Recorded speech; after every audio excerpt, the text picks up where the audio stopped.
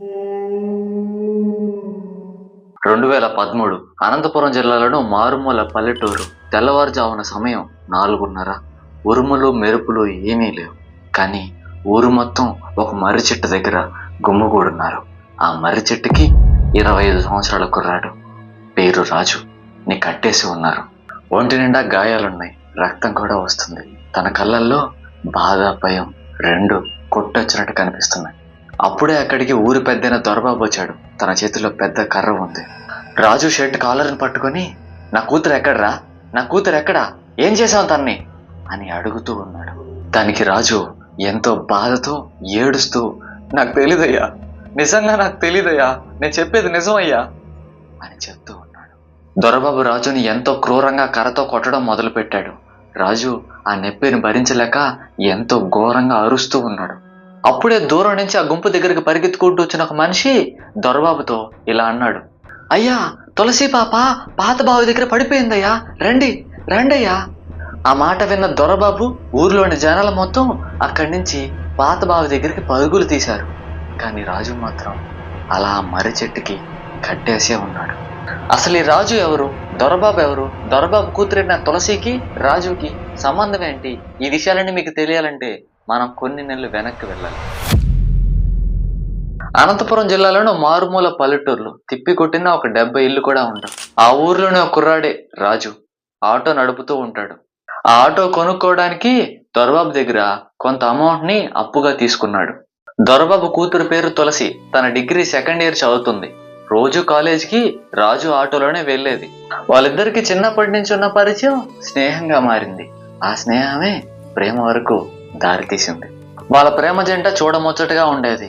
ఎవరికి తెలియకుండా సీక్రెట్ గా కూడా చాలా సార్లు కలుసుకునేవాళ్ళు. ఇలా సంతోషంగా సాగుతున్న వాళ్ళ ప్రేమ ప్రయాణానికి ఒక అడ్డుకట్ట పడింది. వాళ్ళిద్దరిని దొరబాబు చెల్లెలైన అన్నపూర్ణ చూసేసింది. తులసిని ఇంటి పిలిపించుకొని మరీ వార్నింగ్ ఇచ్చింది.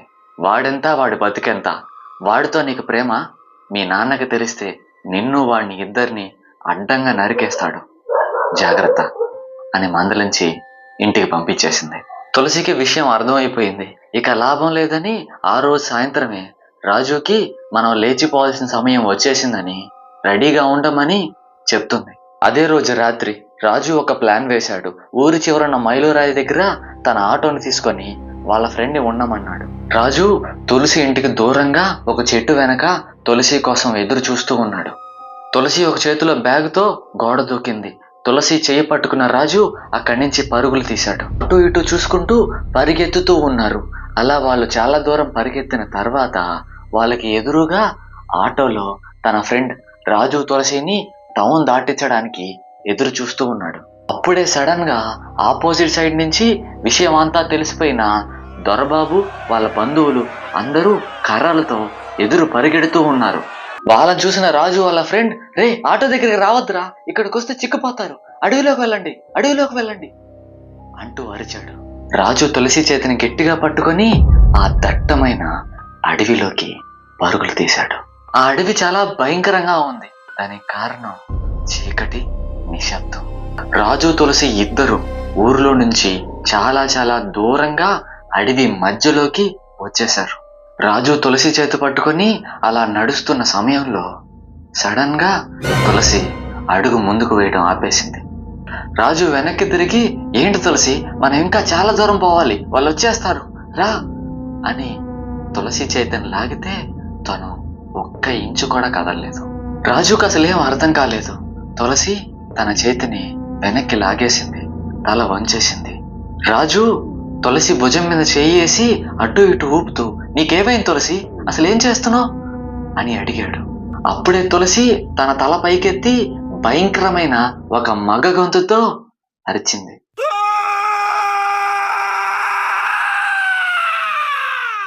అరుగు విన్న రాజు 2 అడుగులు వెనక్కి వేశాడు. తనకు అక్కడ ఏం జరుగుతుందో అసలు అర్థం కాలేదు. షాక్ లో ఉండిపోయాడు. సడన్ గా తన ముందున్న తులసి పరిగెత్తడం మొదలుపెట్టింది. రాజు కళ్ళు మూసి తెరిచే లోపు తన కళ్ళ ముందు కానీ తన చుట్టుపక్కల కానీ తులసి ఎక్కడా కనిపించలేదు. ఎంతో భయంతో బాధతో తులసిని వెతకడం మొదలు పెట్టాడు రాజు. తులసి, తులసి ఎక్కడికి వెళ్ళావు, నేను చూస్తే నాకు చాలా భయంగా ఉంది తులసి, అంటూ అరుస్తూ నడుస్తూ ఉన్నాడు రాజు. చాలా సమయం తర్వాత రాజుకి దూరంగా ఒక చిన్న నవ్వు వినిపిస్తుంది. ఆ నవ్వుని ఫాలో అవుతూ రాజు అడవిలోకి వెళ్ళాడు. తనకి దూరంగా ఉన్న ఒక పెద్ద చెట్టు దగ్గర తులసి వింతగా వికృతంగా అటు తిరిగి కూర్చొని ఉండడం రాజు చూశాడు. కొన్ని గంటల ముందు తులసి అరిచిన అరుపు ఇప్పటికీ రాజు గుండెల్లో ప్రతిధ్వనిస్తూనే ఉంది. తన దగ్గరికి వెళ్ళాలంటే ఎంతో భయంగానే ఉన్నా మెల్లగా అడుగు వేసుకుంటూ తులసి దగ్గరికి వెళ్ళాడు రాజు. తులసి, నీకేమైంది అసలు? నేను చూస్తే నాకు చాలా భయంగా ఉంది. మనం ఇక్కడ ఉండడం అంత మంచిది కాదు. మనం వెళ్ళిపోదాం రా. రా తులసి. సడన్ గా వెనక్కి తిరిగిన తులసి రాజు పీకని పట్టుకుంది. అమాంతం పైకి లేపేసింది. రాజు ఊపిరాడగా గెలగెలా కొట్టుకుంటున్నాడు. వదిలే వదిలే అని బతిమలాడుతున్నాడు. తులసి మాత్రం ఎంతో వికృతమైన నవ్వుతూ ఉంది. ఆ నవ్వు వింటున్న రాజుకి ఇంకా భయం పెరిగిపోతుంది. తన ఊపిరి కొద్దిగా ఆగిపోవడం మొదలు పెట్టింది. ఎలాగోలా ఆ చేతి నుంచి తప్పించుకొని రాజు కింద పడిపోయాడు. అక్కడి నుంచి ఎంత వేగంగా వీలైతే అంత వేగంగా పరుగులు తీశాడు. తను పరిగెడుతున్నంతసేపు తులసి ఆ వికృతమైన వింత నవ్వును మాత్రం ఆపలేదు. రాజు అలా భయంతో పరిగెడుతూ మెయిన్ రోడ్డు పైకి వచ్చేశాడు. అప్పుడే రాజు కాలర్ మీద ఒకరి చేయి పడింది. అది దొరబాబు. రాజుని కొడుతూ, నా కూతురు ఎక్కడ్రా? నా కూతురుని ఎక్కడ తీసుకెళ్ళావురా అని అడుగుతూ ఉన్నాడు. రాజు నోట్లోంచి ఒక్క మాట కూడా రాలేదు. ఎందుకంటే కొద్ది క్షణాల ముందు తను చూసిన దృశ్యం తనని అంతలా ఎఫెక్ట్ చేసింది. ఆ తర్వాత దొరబాబు రాజుని ఊరి మధ్యలో ఉన్న మర్రి చెట్టు కట్టేశాడు, కొట్టాడు. తన కూతురు ఎక్కడుందని అడిగాడు. ఊరు జనాలు మొత్తం అక్కడికి వచ్చారు. ఈ విషయాలన్నీ మీకు తెలుసు. పాత బావి దగ్గర తన కూతురు స్పృహ కోల్పోయి పడిపోయిందన్న విషయం తెలుసుకున్న దొరబాబు కొంతమంది మనుషులతో అక్కడికి వెళ్ళాడు. తులసి స్పృహ కోల్పోయి నేల మీద పడిపోయింది. తన బట్టలు మొత్తం చిరిగిపోయి మురికిగా ఉన్నాయి. తులసిని అక్కడి నుంచి ఇంటికి తీసుకెళ్ళిపోయారు. రాజుకి ఇలాంటి పని ఇంకొకసారి జరిగితే నీ ప్రాణాలు ఖచ్చితంగా తీస్తాం అంటూ వార్నింగ్ ఇచ్చి వదిలేశారు. తులసి ఇంటికి వచ్చిన తర్వాత నుంచి తన బిహేవియర్లో చాలా చేంజెస్ వాళ్ళ ఇంట్లో వాళ్ళు గమనించారు. వాళ్ళెవరితో మాట్లాడేది కాదు, అన్నం తినడానికి ఇష్టపడేది కాదు, ఎప్పుడూ ఒక్కటే ఒంటరిగా కూర్చుని ఉండేది. మొదట్లో దీన్ని దొరబాబు కానీ తన భార్య కానీ తన ప్రేమ విఫలం అవ్వడం వల్లే తను కొంచెం డిప్రెషన్లోకి వెళ్ళింది. అంతే, కొద్ది రోజుల్లో తులసి మామూలు మనిషి అయిపోతుంది అనుకున్నారు. కొన్ని రోజులు గడిచిన తర్వాత తులసి తనలో తాను మాట్లాడుకోవడం మొదలుపెట్టింది. తులసి బిహేవియర్ని చూసి భయపడిపోయిన దొరబాబు తన భార్య ఇద్దరు తులసిని ఒక హాస్పిటల్కి తీసుకెళ్లారు. ఆ డాక్టర్స్ చేయాల్సిన టెస్టులన్నీ చేసి తులసికి ఎంత నార్మల్ గానే ఉంది, ఏం పర్వాలేదు, కొద్ది రోజుల్లో సెట్ అయిపోతుంది అని చెప్పి పంపించేశారు. రోజులు గడుస్తున్నాయి. తులసి ప్రవర్తన వాళ్ళని ఎంతగానో భయాందోళనకి గురి చేస్తుంది. రాత్రి అయిందంటే చాలు ఒంటరిగా మిద్ది మీద కూర్చొని ఎంతో ఘోరంగా ఆకాశం వైపు చూస్తూ అరిచేది. దొరబాబు తన కూతుర్ని అలా చూసి ఎంతగానో బాధపడ్డాడు. తన కూతురికి పిచ్చి పట్టిందేమో అని అనుకున్నాడు. తులసి పరిస్థితి ఇక్కడ ఎలా ఉంటే అవతల పక్క రాజు పరిస్థితి వేరేలా ఉంది. రాజు మనసు మొత్తం భయం, బాధ, కన్ఫ్యూజన్తో నిండిపోయింది. ఆ రోజు రాత్రి తులసి ఎలా మగ గొంతుతో అరిచింది, తనని చంపాలని ఎందుకు ప్రయత్నించింది, ఎందుకలా వింతగా విచిత్రంగా నవ్వింది.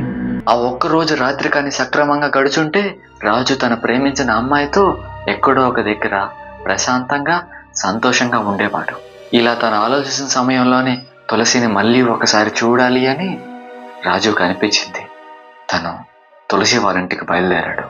వాళ్ళ ఇంటికి వెళ్ళి తులసి రూమ్ కిటికీ బయట నిలబడి మెల్లగా, తులసి, నేను రాజుని, నువ్వు ఇక్కడే ఉన్నావా అని అడుగుతాడు. మెల్లగా చీకటిలోంచి బయటకు వచ్చిన తులసి నవ్వుతూ రాజు దగ్గరికి వస్తుంది. తన ముఖంలో పాత ప్రేమ కనిపిస్తుంది రాజుకి. రాజు ఎంతో సంతోషంగా, తులసి ఎలా ఉన్నావు, బాగున్నావా, నేను నీకోసం వచ్చాను అని అడుగుతూ ఉన్నాడు. తులసి మెల్లగా తన చేతుల్ని కిటికీ బయట పెట్టి రాజు బుగ్గల్ని నిమురుతూ ఉంది. రాజు బయట నుంచి ఈ ప్రేమని తులసి నేను ఎన్ని రోజులే మిస్ అయింది అని అంటున్న సమయంలో సడన్ గా తులసి ఎక్స్ప్రెషన్స్ మారిపోయాయి. రాజుకి ఏం అర్థం కాలేదు. తులసి ఒక్కసారిగా రాజు పీకను పట్టుకుంది. గట్టిగా నవ్వడం మొదలుపెట్టింది. రాజు ఆ నొప్పిని భరించలేక గట్టిగా అరుస్తూ ఉన్నాడు. రాజు పీక పట్టుకున్న తులసి రాజుని పైకి లేపింది. రాజు కాళ్ళు గాల్లో వేలాడుతూ ఉన్నాయి. ఎంతో భయంకరంగా అరుస్తూ నవ్వుతూ ఉంది. ఆ అరుపుల్ని విన్నా దొరబాబు తన భార్య ఇద్దరు వచ్చారు. అప్పుడు చూసిన దృశ్యం వాళ్ళకి ఒక క్లారిటీ తెచ్చింది. తన కూతురికి పిచ్చి పట్టలేదు, పిశాచి పట్టింది. తర్వాత రోజు ఉదయం దొరబాబు తులసిని తీసుకొని పక్క ఊరిలో ఉన్న స్వామీజీ దగ్గరికి వెళ్ళాడు. విషయాన్ని అంతా విన్న స్వామీజీ తులసి పైన మంత్రిచ్చిన నీళ్లను చల్లాడు. ఆ నీళ్లు వంటి మీద పడగానే తులసి ఉక్కిరి బిక్కిరైపోయింది. ఆ స్వామీజీ దొరబాబు వైపు తిరిగి, దొరబాబు, మీ కూతురికి ఎటువంటి రోగమూ లేదు. ఆ రోజు రాత్రి అడవిలో పరిగెడుతున్నప్పుడు తనకు తెలియక ఒక దాటింపును దాటింది. ఆ దాటింపు ఎంతో క్రూరమైన ఒక హంతకుడిది. అతను చనిపోయిన తర్వాత బయటకు వచ్చిన ఎంతో ఉగ్ర రూపంలో ఉన్న ఆత్మని బంధించి దాటింపు రూపంలో అడవిలో పొందుపరిచాం. ఆ దాటింపును దాటడం వల్లే మీ కూతురు ఒంట్లోకి ఆ క్రోధమైన హంతకుడి ఆత్మ ప్రవేశించింది. ఇంత భయంకరమైన ఆత్మని 4 మంత్రాలు చదువు, 2 తాయెత్తులు కట్టు మనం తన శరీరం నుంచి వేరు చేయలేం. దానికి చేయాల్సిన పని ఒక్కటే. మనం ఈ మధ్య కట్టుకున్న కొత్త హనుమంతుడి గుడి వెనక ఒక పాత గుడి ఉంది. ఆ గుడిలో తులసిని గొలుసులతో కట్టేసేయండి. 7 రోజుల పాటు తననెవరూ కలవకూడదు, తనతో మాట్లాడకూడదు, తన వంక కూడా చూడకూడదు. ఇలా చెప్తాడు స్వామీజీ. ఆ మాటలకి దొరబాబు, స్వామి 7 రోజుల పాటు తులసి తట్టుకుంటుందంటారా అని అడుగుతాడు. అన్నిటికీ హనుమంతుడే ఉన్నాడు, ఆయనే చూసుకుంటాడు అని చెప్పి అక్కడి నుంచి వెళ్ళిపోతాడు. ఆ 7 రోజుల పాటు పాత గుడిలో గొలుసులతో కట్టేసి ఉన్న తులసి హనుమంతుడి గుడిలోంచి వచ్చే ఆ మంత్రాలకి, శ్లోకాలకి, పాటలకి పిచ్చి పిచ్చిగా అరవడం, ఏడవడం మొదలుపెట్టింది. క్రమంగా తన ఒంట్లోంచి ఏదో నల్లటి పొగ బయటికి రావడం మొదలైంది. సరిగ్గా 7వ రోజున తులసి భీకరమైన ఒక మగ గొంతుతో ఒక అరుపు అరిచింది. అలా అరిచిన తర్వాత తన స్పృహ కోల్పోయి కింద పడిపోయింది. తన ఒంట్లో ఉన్న ఆత్మ గాలిలో కలిసిపోయి నశించిపోయింది. నెల రోజుల తర్వాత ఆ రోజు తులసి పెళ్లి మండపం మొత్తం పూలతో ఎంతో అందంగా డెకరేట్ చేసి ఉంది. సన్నయ్య మోతలు, తప్పెట్ల శబ్దాలు, మండపం మొత్తం ఎంతో ఆహ్లాదకరంగా ఉంది. అప్పుడే ఆ మండపం దగ్గరికి ఒక ఆటో వచ్చి ఆగింది. ఆ ఆటోలో డెకరేషన్ సామాన్లు, కుర్చీలు, వేరే ఇతర సామాన్లు అన్నీ లోడ్ చేసి ఉన్నాయి. అప్పుడే ఆటోలోంచి డ్రైవర్ కిందకి దిగాడు. అతని పేరు రాజు. తన కళ్ళల్లో ఎంతో బాధ, ఆవేదన, కన్నీళ్ళు బయటికి రానిట్లేదు. తన లోపలే తన బాధను మొత్తం దాచేసుకున్నాడు. పెళ్లి మండపంలో పీటల మీద తులసిని చూసిన రాజు కన్నీళ్ళు ఆపుకోలేకపోయాడు. అటువైపున తులసి కళ్ళల్లో కూడా సేమ్ రాజు లాంటి ఎక్స్ప్రెషన్స్. రాజు తులసి ఒకరినొకరు చూసుకుంటున్నారు. ఇద్దరి కళ్ళల్లో కామన్ థింగ్ ఏంటో తెలుసా? బాధ. ఆ ఇద్దరు వాళ్ళ కళ్ళల్లో ఉన్న బాధని బయటకు కనిపించకుండా ఉండడానికి ఓ నిశ్శబ్ద యుద్ధం చేస్తున్నారు. రాజు తన తల దించేశాడు, సామాన్లు దింపడం మొదలుపెట్టాడు. ఈ స్టోరీ ఇక్కడితో ఎండుకు వచ్చేసింది.